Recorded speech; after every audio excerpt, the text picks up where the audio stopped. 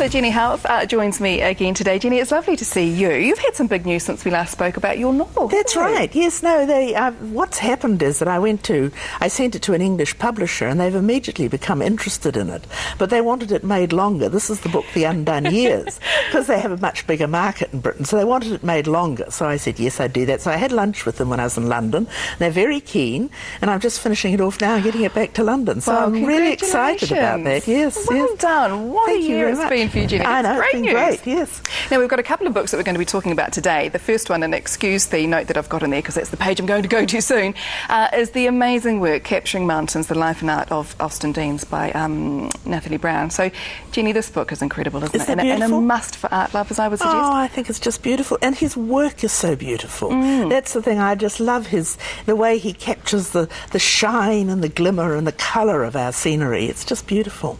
And amazing to have them here reproduced in a book. Yes. Which is a gorgeous book that I know a lot of people will, not only get to see his amazing work, but to read about his life. And read about his life. Well, his life is as interesting as his work. He's 95. He turned 95 last week. And he's still painting. He's still painting? And he's still painting. I mean, I think that's amazing. And I hear he's probably still, well, he was climbing mountains still until recently. Climbing mountains until he was in his 90s. And, of course, he's from a very famous family here in Christchurch. Yes. And he's famous for his love of mountains in that South Canterbury area. And his walking. And the way, what really he started to tramp and to walk. Because he loved the mountains. And then from that he decided that the way he could keep doing that was to paint them. So he built up a career as a painter, of painting the mountains, which he loved so much. And all of those scenes that he saw around him on a daily basis, the one that we just showed you there was dog dosing at Mount Peel Station, yes, back in 1977. So all of those kind of capturing all of those images throughout the life there. He captures the life of South Canterbury, particularly, and really it's flora and fauna, which is important, and it's topography. That's amazing, isn't it? But he's also a very good portrait painter. And he paints some wonderful portraits of his family and of other people that have been very well received.